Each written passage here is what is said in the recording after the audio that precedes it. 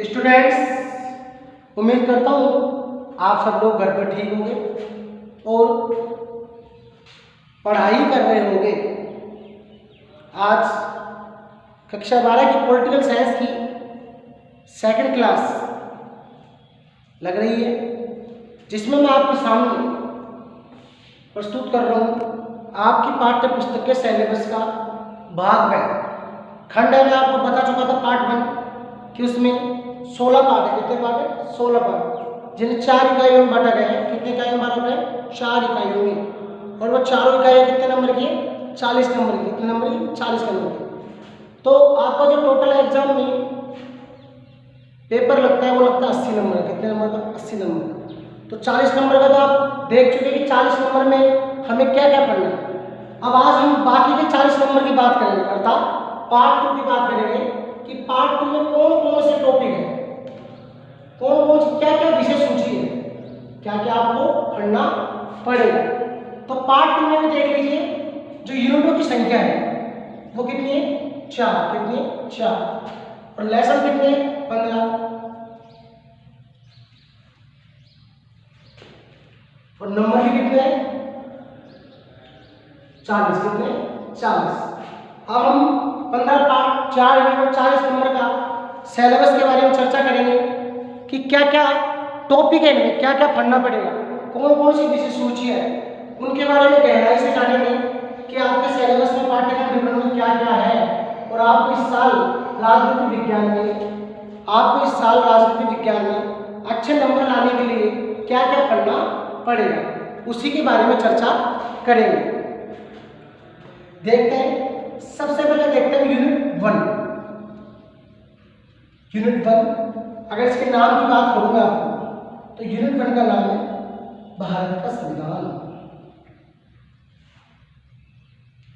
भारत का संविधान। यूनिट 1 का नाम क्या है? भारत का संविधान।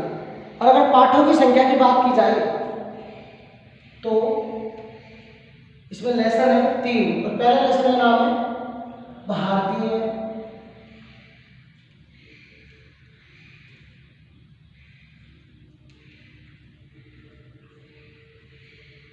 संविधान की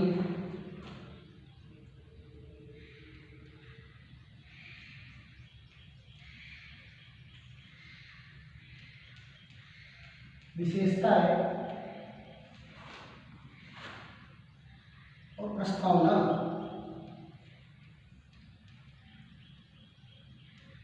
फर्स्ट लेसन का नाम है भारतीय संविधान की विशेषताएं।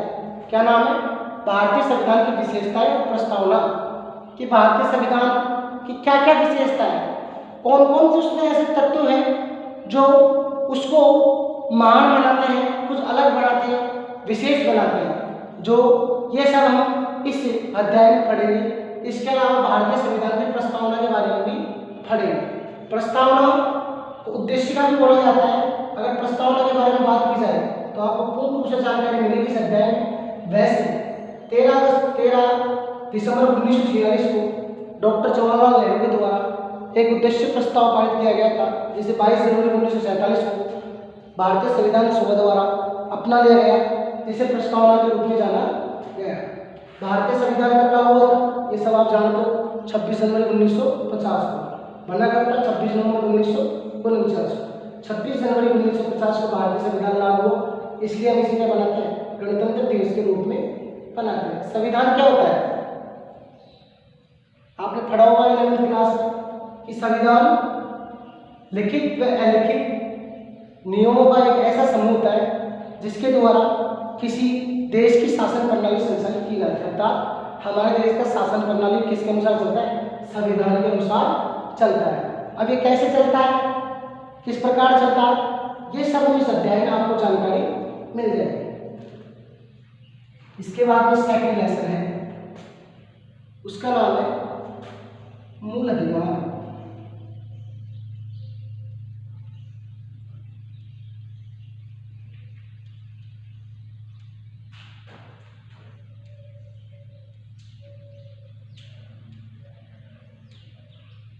मूल कर्तव्य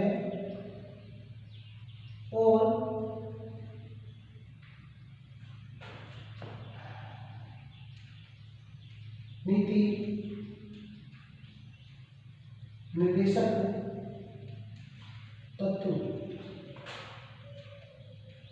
आपके सामने जो सेकंड लेसन है उसका नाम है मूल अधिकार, मूल कर्तव्य, नीति निर्देशक तत्व। ये सभी तत्व भारतीय संविधान की विशेषता एक तरीके से कि मूल अधिकार भारतीय संविधान के अनुच्छेद 12 से 35 भाग 3 में नागरिकों को मूल अधिकार प्रदान किए गए हैं, अर्थात संविधान के द्वारा नागरिकों के सर्वांगीण विकास के लिए जो अधिकार दिए जाते हैं वो कहलाते हैं मूल अधिकार, जिन्हें प्रतिबंधित किया जा सकता है लेकिन उन्हें कभी खत्म नहीं किया जा सकता। अगर मूल अधिकारों की बात करूँ, शुरुआत में जो मूल अधिकार थे मूल संविधान में वो 7 थे, लेकिन वर्तमान में उनकी संख्या 6 है। वो 6 कौन कौन से हैं? जब इस अध्याय को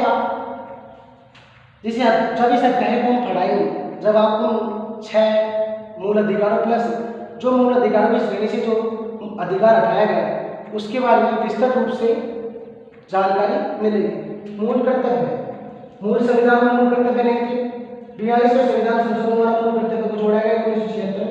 वर्तमान में मूल कर्तव्य की संख्या क्या है? नीति निर्देशक तत्व संविधान के भाग 4 अनुच्छेद 36 से 51 में नीति निर्देशक तत्वों का वर्णन है। अनुच्छेद 51 में मूल कर्तव्यों का वर्णन है। इन सब के बारे में विस्तृत रूप से चर्चा जब इस अध्याय में आपको मिल जाएगी कि मूल कर्तव्य कितने होते हैं, मूल अधिकार कितने होते हैं, नीति निर्देशक तत्व क्या होते हैं, क्या इनका संबंध होता है, क्या एक दूसरे के समानता रखते हैं, अलग होते हैं, क्या होते हैं, सब आपको पता चल जाएगा। इसके बाद में जो थर्ड लेसन है उसका नाम है संघीय व्यवस्था की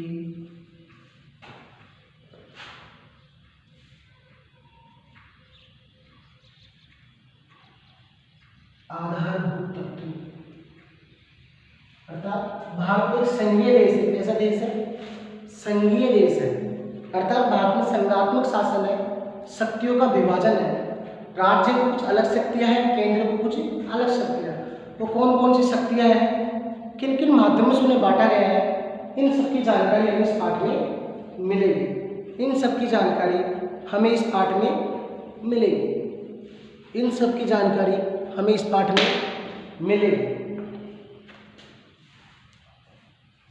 ये आपके सामने यूनिट 1 खंड बैक कितने पार्ट है? 3 पार्ट। भारतीय संविधान की विशेषताएं, प्रस्तावना, मूल अधिकार, मूल कर्तव्य और नीति निर्देशक तत्व, संघीय व्यवस्था के आधारभूत तत्व। अब इनकी बात करो अगर मान लो कि तो तीनों पार्टों का जो नंबर है, अंक बाहर है, वो कितना है? 10। अर्थात ये कितने नंबर की है? 10 नंबर की। कितने नंबर के स्टूडेंट्स? 10 नंबर की। यूनिट अब चलते हैं हम यूनिट सेकंड की ओर।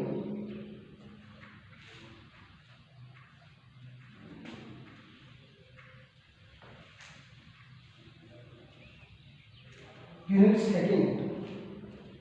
सेकंड का नाम है भारत में शासन। क्या नाम है? भारत में शासन। और इसका जो प्रथम, अगर शासन की अगर मैं बात करूँ आपके सामने स्टूडेंट्स, अगर शासन की मैं बात करूँ तो शासन के 3 अंग होते हैं। कितने होते हैं? 3 अंग। व्यवस्थापिका, कार्यपालिका, न्यायपालिका। व्यवस्थापिका कानून बनाती है, कार्यपालिका कानूनों को लागू करती है। जब इस कानूनों में कभी अवरोध उत्पन्न हो जाता है तो न्यायपालिका उन्हें सुलझाने का कार्य करती है। भारत में शासन, इसमें इस यूनिट में पार्टों की संख्या 4 है। ये 4। फर्स्ट पार्ट का नाम है संसद।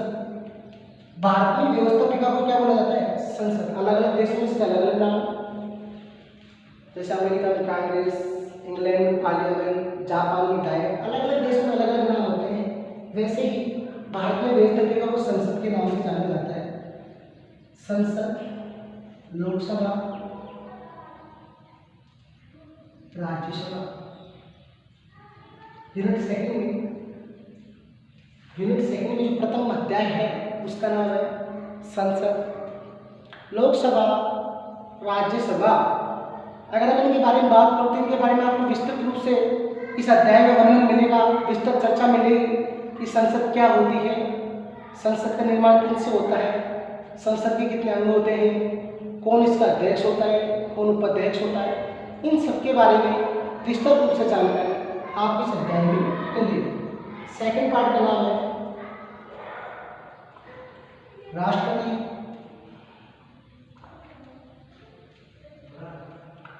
का निर्वाचन,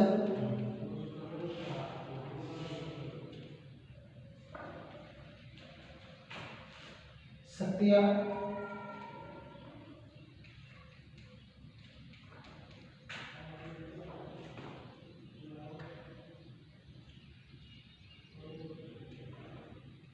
प्रधानमंत्री की स्थिति, कार्य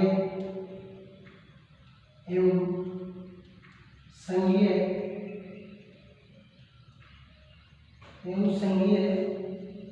कार्यपालिका,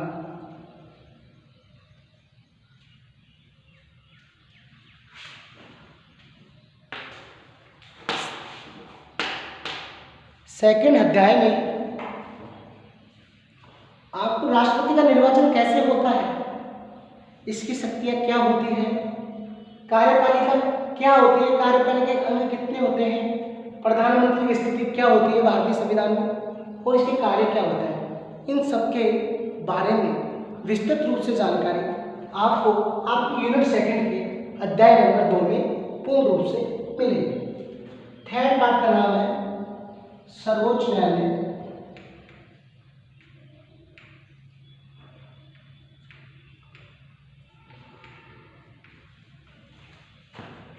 का गठन,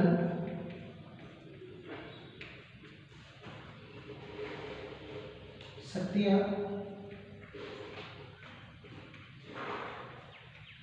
एवं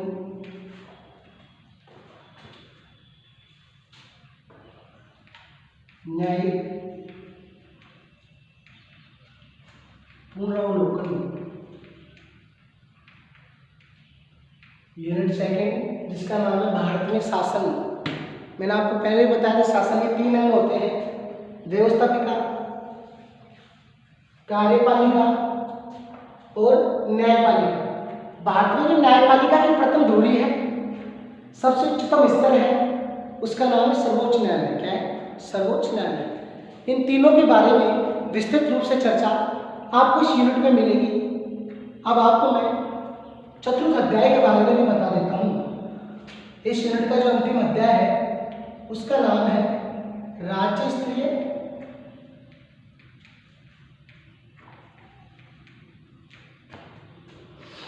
एवं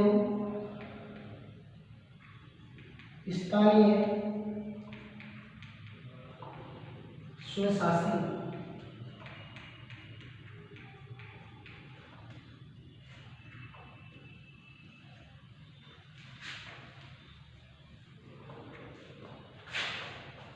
एवं वे 73वां और 74वां संविधान संशोधन के संदर्भ में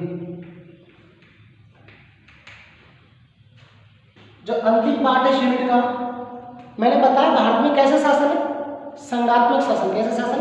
संघात्मक, अर्थात शक्तियों का विभाजन। केंद्र में जिस प्रकार संवैधानिक प्रधान राष्ट्रपति होता है, लेकिन वास्तविक प्रधान कौन होता है? प्रधानमंत्री।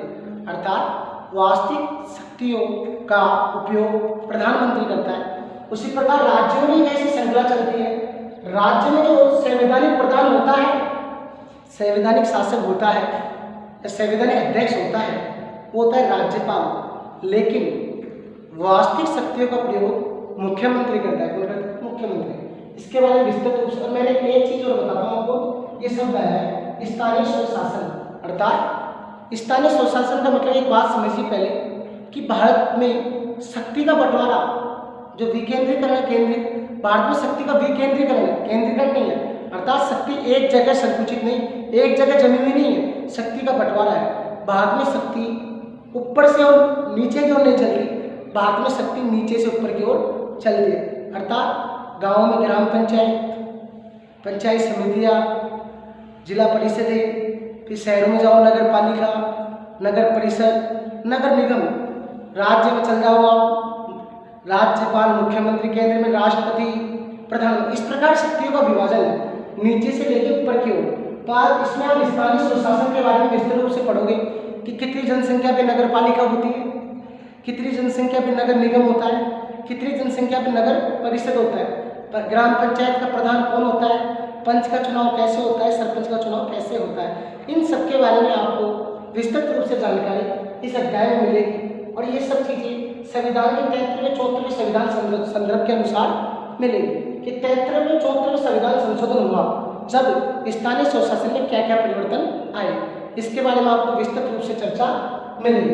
इस प्रकार आपकी यूनिट सेकंड कंप्लीट। इसमें पार्ट कितने 4, नंबर कितने 10, कितने नंबर 10।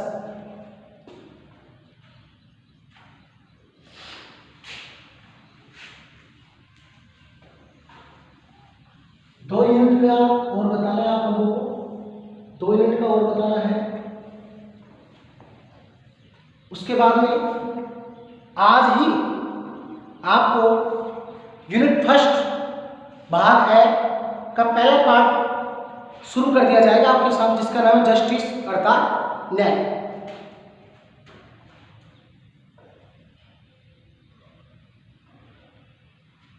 तो जो भी स्टूडेंट्स ऑनलाइन क्लास का लाभ उठा रहे हैं वो अपने हाथ में नोटबुक जरूर रखें कि कोई लाइन लिखने से आप अभी चूक जाओ और परीक्षा में वही प्रश्न आपके सामने आ जाए।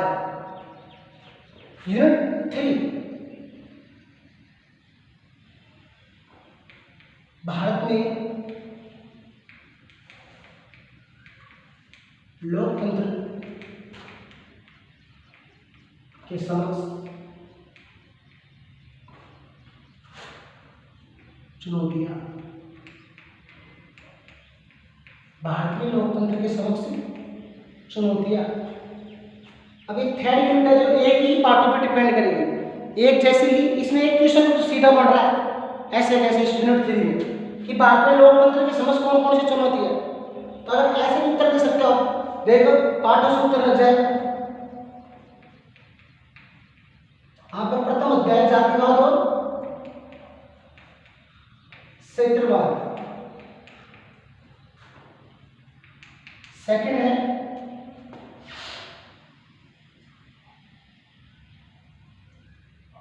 आतंकवाद,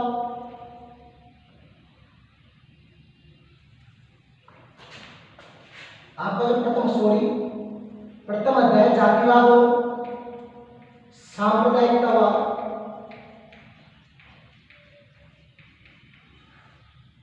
सेकंड अध्याय क्षेत्रवाद और भाषावाद, थर्ड अध्याय आतंकवाद,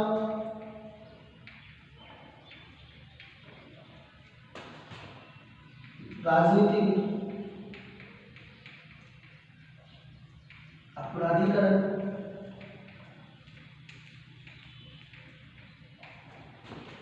और भ्रष्टाचार।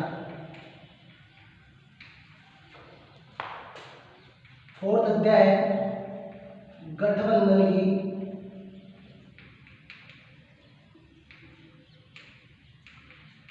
राजनीति।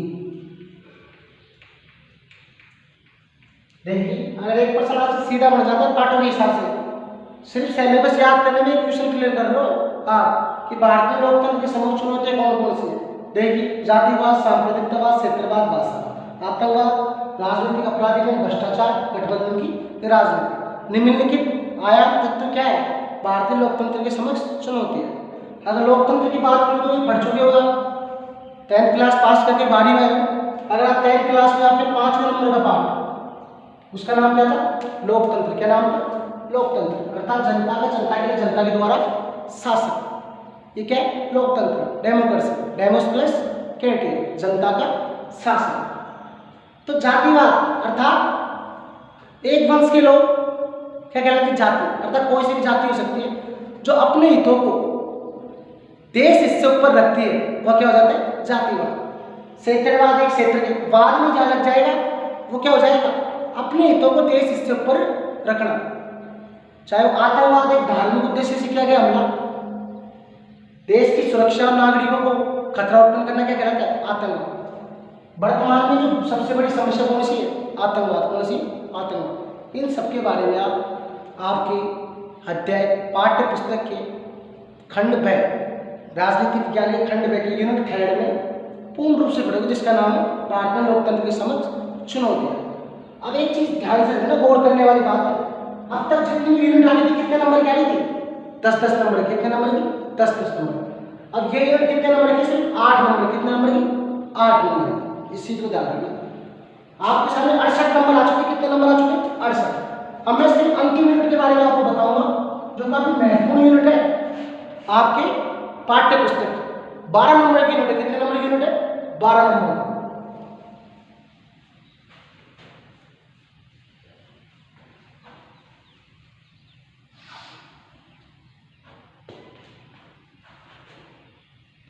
अंतिम यूनिट का नाम है भारत की विदेश नीति और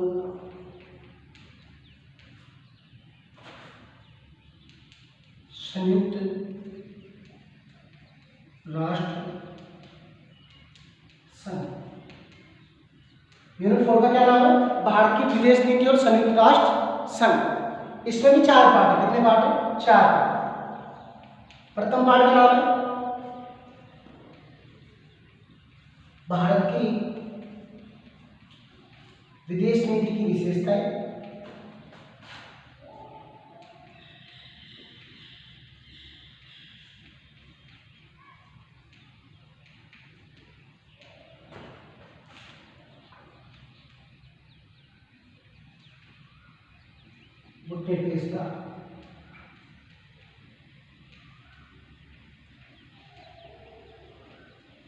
निरपेक्षता। सेकंड पार्ट का नाम है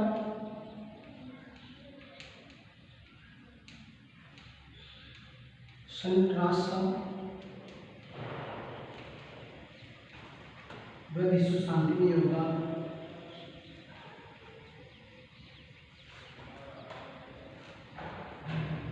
विश्व शांति में योगदान।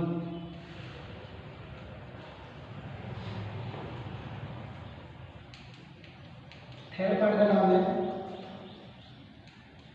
भारत के पड़ोसी देशों से संबंध।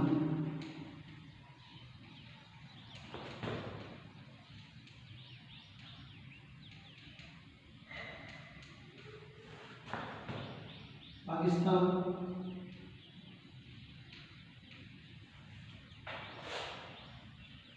चीन, नेपाल। 3 पार्ट लिखवा दिया आपको, चौथा पार्ट भी लिखवाता हूँ। भारत की विदेश नीति की क्या विशेषता है, गुरुत्वाकर्षण क्या है, संयुक्त राष्ट्र संघ की स्थापना कब हुई, कितने इसके अंग है, उसने विश्व शांति में किस प्रकार योगदान दिया, भारत के पड़ोसी देशों से कैसे संबंध है, जिसमें मुख्य तौर पर पाकिस्तान, चीन और नेपाल। इनके बारे में विस्तृत रूप से चर्चा इस यूनिट में की जाएगी और पूर्ण रूप से जानकारी आपको मिलेगी। अब इसका अंतिम लेसन है, उसका नाम है क्षेत्रीय संगठन। क्या नाम है, क्षेत्रीय संगठन।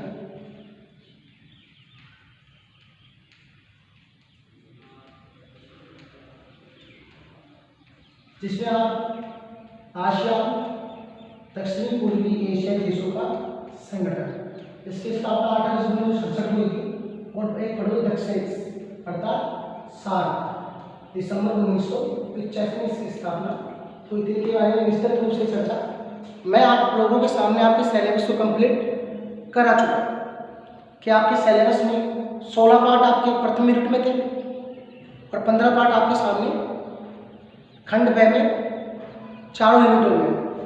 खंड ब की पहले यूनिट की बात करूँ तो उसमें 3 पार्ट है, दूसरी में 4 पार्ट है, तीसरी में भी 4 पार्ट और चौथी में भी 4 पार्ट। अतः टोटल पार्ट कितने हो गए? 15। कितने हो गए? 15। और नंबर कितने हो गए? 40। उतारिए आप इसे, 2 मिनट का ब्रेक है।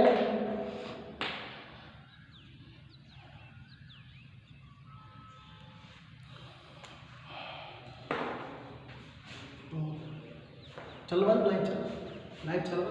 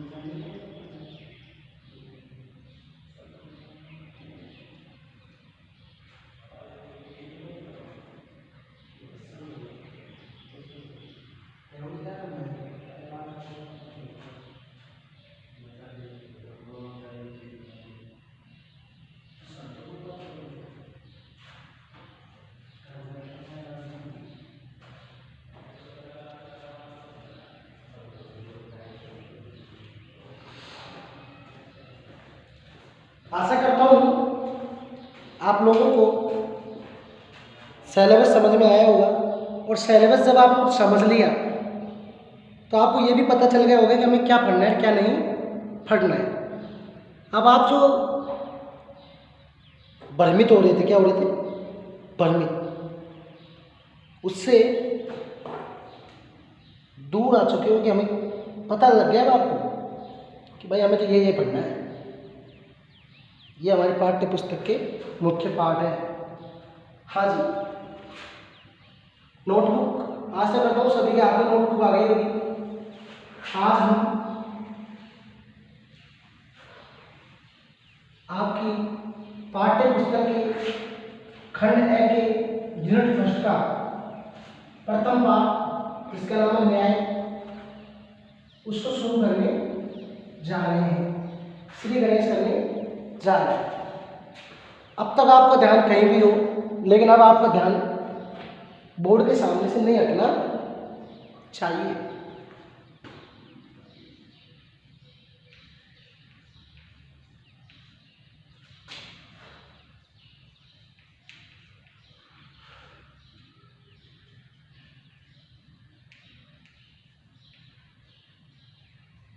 पाठ एक है न्याय। क्या है? न्याय। अब ये लिख दिया मैं न्याय। अब पहले इसके बारे में अपनी ट्रेडर्स की बात करते हैं कि न्याय क्या है। किसी का भला कर देना, अच्छे कार्य करना, सदैव सभी का सहयोग करना। देसी भाषा में क्या निकलता है? अरे इसने तो न्याय कर दिया। क्या कर दिया? न्याय। 2 जने झगड़ रहे आपस में और किसी ने आकर उनको दूर कर दिया, उनकी जो समस्या थी जिसको सुलझा दिया, ये क्या हो गया? न्याय। ऐसा ही न्याय आपको क्या मिलेगा? इस किताब में मिलेगा, जो आज से लगभग हजारों साल पहले जो बात कही गई थी ना, जो अब भी चल रही है अपने आम जीवन में। अगर न्याय की बात की जाए तो जो न्याय है इसको 3 खंडों में पढ़ेंगे। पहला होगा प्राचीन काल। कौन सा होगा? प्राचीन काल। प्राचीन काल में न्याय संबंधी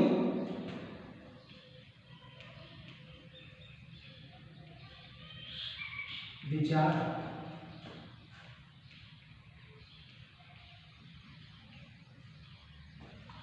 मध्यकाल में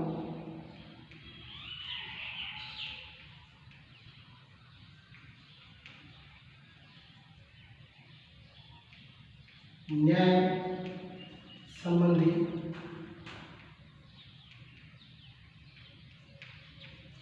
विचार। आधुनिक काल में अर्थात जिस युग में हम जी रहे हैं ये हमारे समकालीन अर्थात आधुनिक काल है। कैसा काल है? आधुनिक काल। तो आधुनिक काल में न्याय संबंधी विचार क्या है? प्राचीन काल में न्याय संबंधी विचार क्या है? इन सब के बारे में हम आज चर्चा करने वाले हैं। उम्मीद करता हूँ आप लोगों को समझ में आएगा, और आप लोगों को समझ में आएगा तो परीक्षा में आपके नंबर आएगा, और नहीं आएगा तो नंबर जाएगा। क्योंकि यूनिट कितने नंबर की है? 10 नंबर की। और आपको एक बात और बता देता हूँ मैं स्टूडेंट्स कि यूनिट जब 10 नंबर की होती है तो जरूरी नहीं है कि चारों पार्ट में से प्रश्न आए। किसी एक पार्ट में से भी क्या आ सकते हैं? 10 नंबर के प्रश्न आ सकते हैं। तो ये न्याय पार्ट में से क्या पता 10 नंबर के प्रश्न आ जाए, एक 6 नंबर का आ जाए, एक 4 नंबर का आ जाए। तो ये भी क्या है? परीक्षा की दृष्टि से बड़ा महत्वपूर्ण है। क्या है? महत्वपूर्ण है। अब मैंने बताया कि जो न्याय आपके सामने जो न्याय प्रत्यय है, जो न्याय की संकल्पना है, जो न्याय तत्व है, इसको हम 3 खंडों में पढ़ेंगे। कितने खंडों में पढ़ेंगे? 3 खंडों में। प्राचीन काल में न्याय संबंधी विचार, मध्यकाल में न्याय संबंधी विचार, और आधुनिक काल में न्याय संबंधी विचार।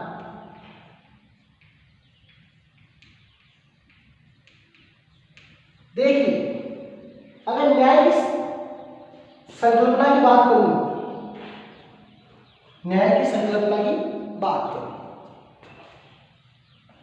तो आपके पाठ्य पुस्तक के अनुसार चलते हैं। देखिए, आप सब किससे अध्ययन करते? पाठ्य पुस्तक से अध्ययन करते। किससे करते? पाठ्य पुस्तक से ही अध्ययन करते हो। तो जो आपकी पाठ्य पुस्तक का प्रथम टॉपिक है उसका नाम क्या है? न्याय की संकल्पना। न्याय की संकल्पना। जो न्याय की संकल्पना है कहाँ से उद्घोषित हुई, कहाँ इसका उद्भव हुआ, इसके प्रणेता कौन थे, इसके प्रतिपादक कौन थे, और किन किन विचारकों ने इसके बारे में अपने विचार प्रस्तुत किए। तो सबसे पहली बात ये ध्यान दीजिए, इस न्याय को लाने वाला जो प्रथम व्यक्ति था उसका नाम था प्लेटो। क्या नाम था? प्लेटो। अर्थात जब न्याय प्रत्यय की बात होगी तो सबसे पहले सबसे ऊपर किसका नाम आएगा? प्लेटो। किसका नाम आएगा? प्लेटो। तो आप लिख सकते हो एक लाइन चाहो तो, प्लेटो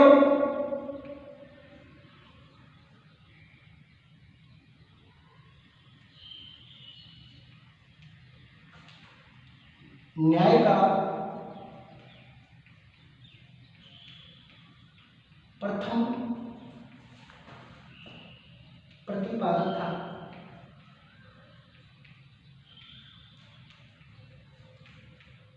अर्थात उतार लीजिए इस लाइन को। न्याय को सर्वप्रथम प्रस्तुत करने वाला विचार कौन था? प्लेटो। परीक्षा की दृष्टि से प्रश्न बड़ा महत्वपूर्ण है, आ सकता है एग्जाम में। राइट कर लीजिए, इसे लिख लीजिए कि प्लेटो न्याय का प्रथम प्रतिपादक था। उससे पहले एक बात और बता दूं, न्याय की 2 परंपराएं। कितनी परंपराएं? 2 परंपराएं। पहली परंपरा, टॉपिक डाल लीजिए, लिखते रहिए साथ के साथ, आपका नोट भी तैयार होगा साथ के साथ, इस चीज को ध्यान रखिए आप। न्याय की परंपराएं, न्याय की परंपराएं। पहली परंपरा कौन सी है? पश्चिमी परंपरा। कौन सी परंपरा? पश्चिमी।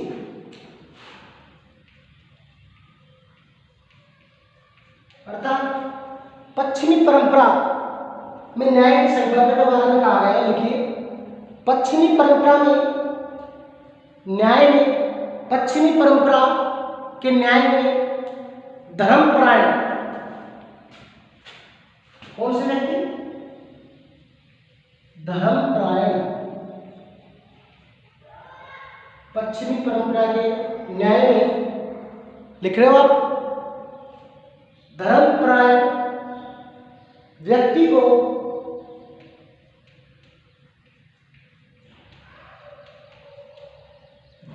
प्रमुखता दी गई है। पश्चिमी परंपरा के न्याय में धर्मपरायण व्यक्ति को प्रमुखता दी गई है। अब ये धर्मपरायण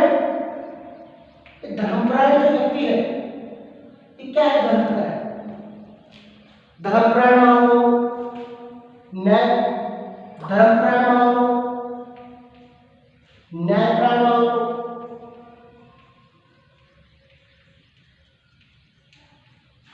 धर्मपरायण या न्यायपरायण व्यक्ति को प्रमुखता दी गई।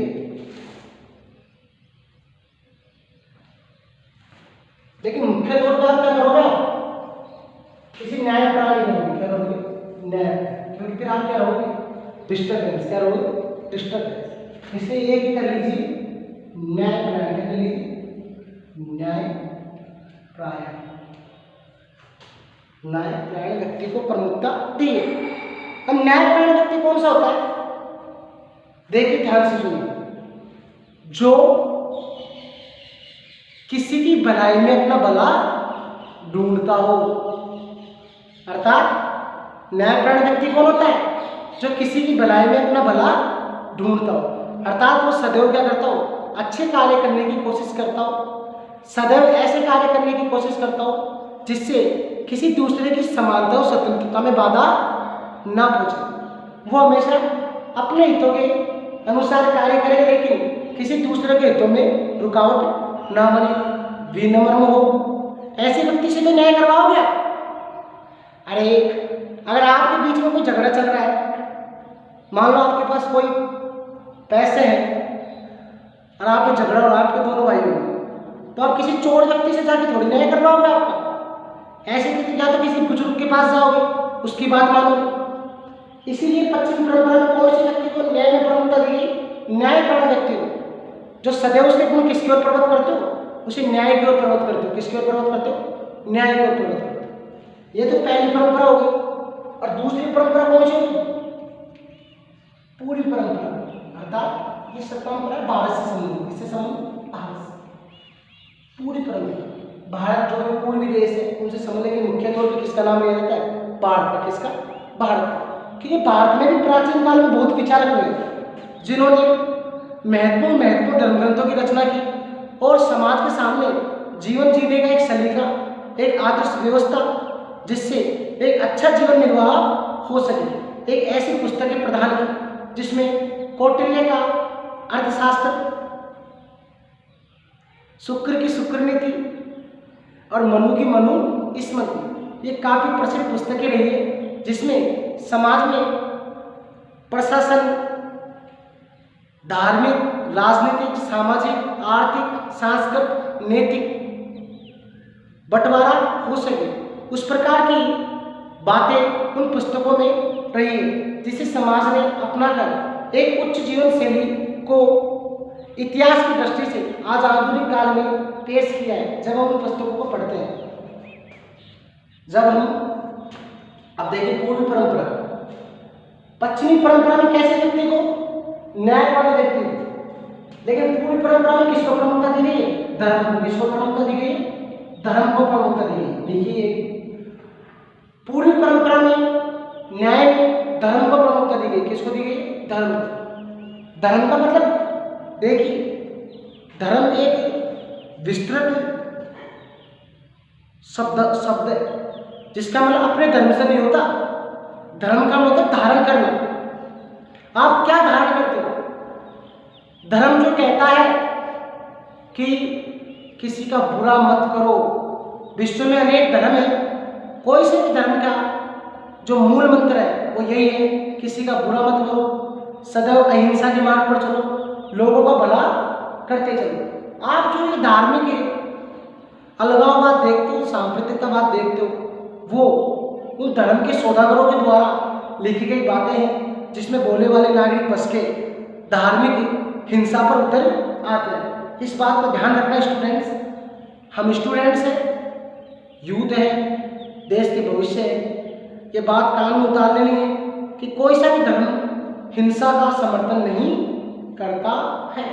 कोई सा भी धर्म ये नहीं कहता कि आप अपने धर्म के लिए हिंसा करो, किसी को मारो काटो, क्योंकि सबसे बड़ा धर्म होता है मानव धर्म। कौन सा धर्म? मानव धर्म। क्योंकि इस बात को ध्यान रखना, सभी का रक्त का रंग कैसा होता है? लाल होता है। कैसा होता है? लाल। इसलिए मानव धर्म को क्या दी गई है? पूरी परंपरा में प्रमुखता दी गई है, अर्थात मनुष्य ही मनुष्य की क्या करेगा? भलाई करेगा। ये टॉपिक हो गए। तो क्वेश्चन नंबर 2 हो गया क्लियर। पहला क्वेश्चन कौन सा क्लियर हुआ था? न्याय का प्रथम प्रतिपादक कौन है? प्लेटो। न्याय की 2 परंपराएं कौन कौन सी है? पश्चिमी परंपरा और पूर्वी परंपरा। अगर एक क्वेश्चन और बन जाता है कि पश्चिमी परंपरा में किसको प्रमुखता दी गई? न्यायपरायण व्यक्ति। पूर्वी परंपरा में किसको प्रमुखता दी गई? धर्म। किसको प्रमुखता दी गई? धर्म। 1 2 3 4 4 क्वेश्चन बने नहीं बने? साथ के साथ क्वेश्चन हो रहे नहीं हो रहे? इसलिए आपको क्या करना है? साथ के साथ उतारना भी है, कॉपी में प्रश्नोत्तर भी करने हैं।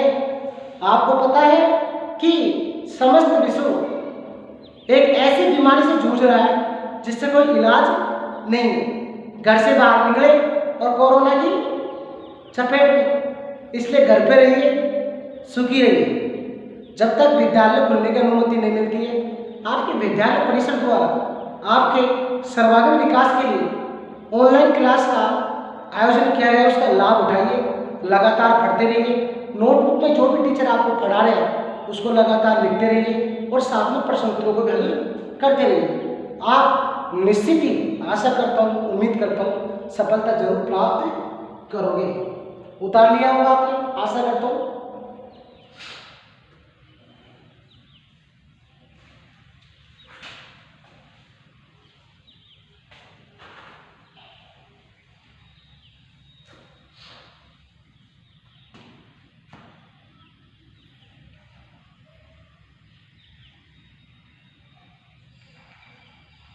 हाँ जी, टॉपिक में आ जाते हैं। प्राचीन काल में न्याय संबंधी विचार, ये आपका फर्स्ट टॉपिक है जिसमें हम पढ़ेंगे। सबसे पहले प्राचीन काल में न्याय को 2 विचारों ने प्रस्तुत किया। कितने विचारों ने? प्राचीन काल में न्याय संबंधी विचार किन किन विचारों ने प्रस्तुत किया? पहले का नाम है प्लेटो। बस सर्वप्रथम किसने प्रस्तुत किया? प्लेटो ने। इसके बाद में किसने किया? अरस्तु ने। इसके बाद में किसने किया? अरस्तु ने। प्लेटो का शिष्य कौन था? अरस्तु। और अरस्तु का गुरु कौन था? प्लेटो। प्लेटो का गुरु कौन था? सुकरात। ये आपको नॉलेज दे दी मैंने।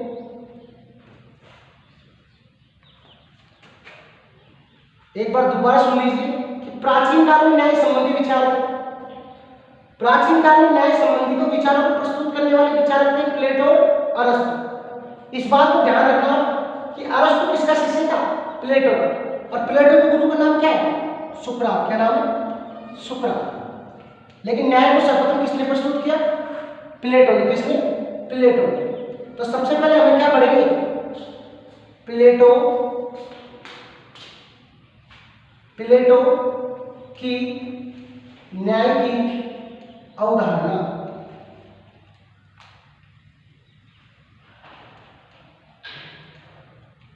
आपके सामने पाठ्य पुस्तक होगी जिसका सेकंड टॉपिक क्या है? प्लेटो की न्याय की अवधारणा, यही है ना सेकंड टॉपिक, प्लेटो के न्याय की अवधारणा। मैं आपको पहले ही बता चुका कि न्याय को जिसने सर्वप्रथम प्रतिपादित किया इस दुनिया के सम्मुख, जिसने न्याय प्रत्यय को लाकर रखा, उस विचार का नाम क्या है? प्लेटो। क्या है? प्लेटो। और उस न्याय में थोड़ा परिवर्तन करके उसको थोड़ा क्रांतिकारी करके जब पेश किया वो किसने किया? अरस्तु ने। लेकिन जो प्लेटो की न्याय का उदाहरण है वो काफी क्या रही? प्रसिद्ध रही। इसके बारे में लेखक था, ये लाइन आपको उतार ली, इब्नेस्टीन, उसने लिखा है कि न्याय के विचार विमर्श में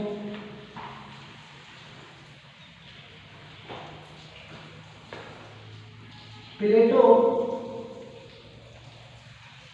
के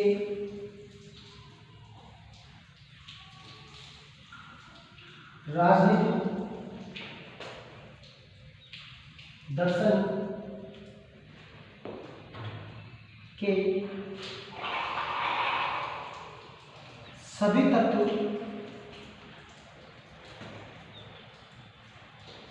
निहित है।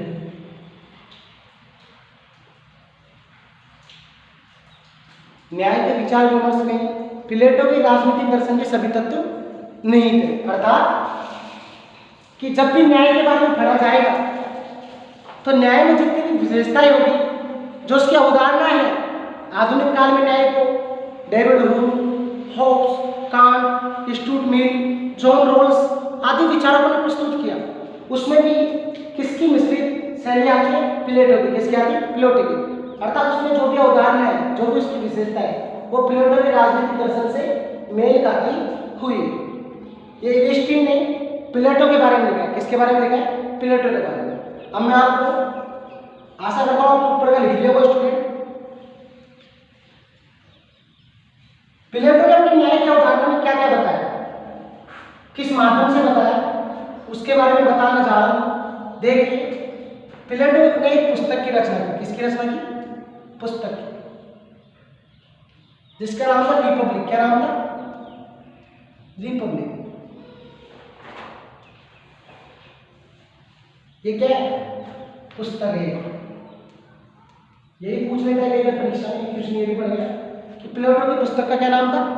रिपब्लिक। प्लेटो की पुस्तक का क्या नाम था? रिपब्लिक। ये भी पूछ सकता है इसको घुमाकर, रिपब्लिक पुस्तक के रचयिता कौन थे? कौन थे? प्लेटो। न्याय के प्रथम प्रतिपादक कौन थे? प्लेटो। इसके बाद में अगर बात की जाए, इसके बाद में अगर बात की जाए कि प्लेटो ने अपने न्याय में रिपब्लिक में, तो रिपब्लिक में बताया उन्होंने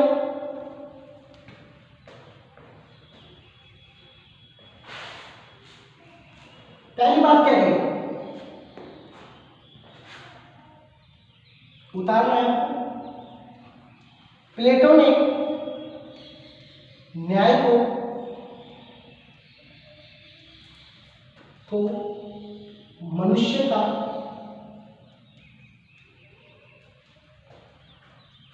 आत्मीय गुण बताया। क्या बताया? आत्मीय गुण। प्लेटो ने न्याय को मनुष्य का आत्मीय गुण बताया है। प्लेटो ने अपनी पुस्तक रिपब्लिक में न्याय को क्या बताया? मनुष्य का आत्मीय गुण।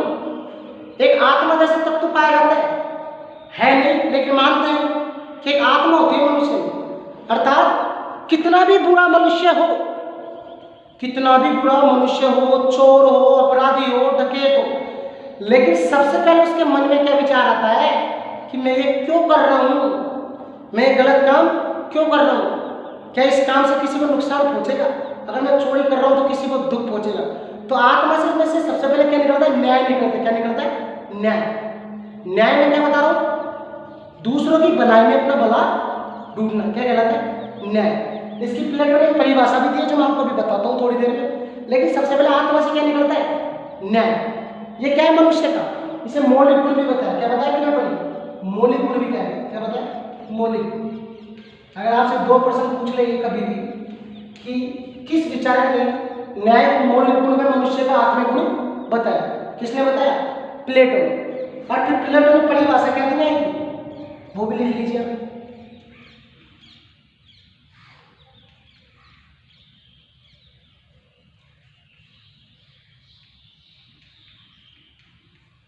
न्याय की परिभाषा प्लेटो के अनुसार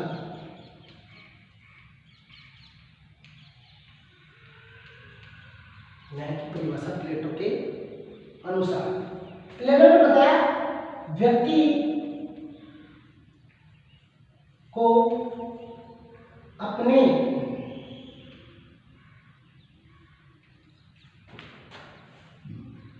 निर्दिष्ट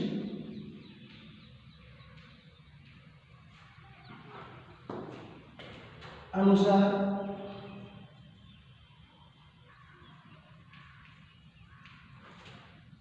कार्य करना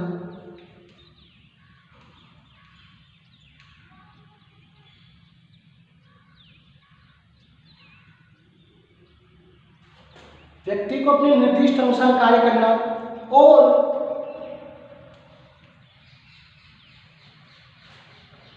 किसी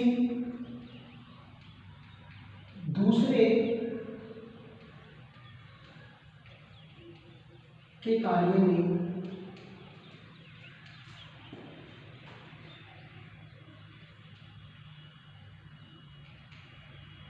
हस्तक्षेप न करना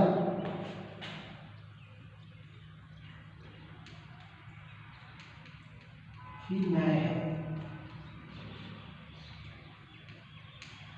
देखिए इस परिभाषा को समझा देता हूँ आपको न्याय समझ में आ जाएगी परिभाषा समझने कि प्लेटो ने एक परिभाषा में न्याय की समस्त अवधारणाओं को सम्मिलित कर दिया कि व्यक्ति मनुष्य को अपने निर्दिष्ट अनुसार अर्थात जो उसे निर्देश मिला हुआ है, समाज के जिस वर्ग में वो बटा हुआ है, जो वो कार्य कर रहा है उस अपने निर्देश के अनुसार कार्य कर रहे वर्ग विभाजित हो गए और किसी दूसरे के कार्य में हस्तक्षेप न करना। अगर काम जैसे स्कूल है अपने क्या है विद्यालय में देखते हो किसी का गाड़ी चलाने का काम होता है, किसी का पढ़ाने का काम होता है और पढ़ाने में भी सब टीचरों का वर्ग विभाजित किया जाता है। किसी को छोटी क्लास दे दी जाती है, किसी को बड़ी क्लास दी जाती है, कोई विज्ञान पढ़ाता है, कोई सामाजिक ज्ञान पढ़ाता है। अगर सामाजिक ज्ञान वाला विज्ञान वाले में जाके हस्तक्षेप करेगा तो सामाजिक ज्ञान वाला विज्ञान पढ़ा सकता है क्या? नहीं पढ़ा सकता। तो क्या हो जाएगा? हस्तक्षेप हो जाएगा। क्या हो जाएगा? हस्तक्षेप। और क्या हो जाएगा? अन्याय। क्या हो जाएगा? अन्याय। अन्याय का मतलब क्या होता है? किसी का बुरा होना। क्या होना? किसी का बुरा। और बुरा किसका होगा? विद्यार्थियों। किसका होगा? विद्यार्थियों। अगर ड्राइवर गाड़ी चलाने की बजाय क्या करने लग जाए? पढ़ाने लग जाए। और टीचर क्या करने लग जाए? गाड़ी चलाने लग जाए। टीचर को गाड़ी चलाने आती ही नहीं तो क्या कर देगा वो? ठोक देगा। क्या देगा? ठोक देगा। फिर आपके घर वाले क्या बोल, अरे तो अन्याय हो गया। क्या हो गया? अन्याय हो गया। आगे बात समझ लो कि जो आपको निर्देश मिला हुआ है, प्रकृति ने, ईश्वर ने, आपके माता पिता ने, आपके बुजुर्गों ने, गुरुजनों ने, जो भी आपको आदेश देने वाला है, आपका अभिभावक है, जो आपको निर्देश दे रहा है, उसी के अनुसार कार्य करना और किसी दूसरे के कार्य में हस्तक्षेप न करना। यही क्या है? न्याय। क्या है? न्याय। तो आशा करता हूँ, उम्मीद करता हूँ स्टूडेंट्स जो तक मैंने आपको आज पढ़ाया आपने उतार लिया होगा। बाकी जो बचा हुआ है कल आपको खत्म कर दिया जाएगा नेक्स्ट क्लास में। Okay bye.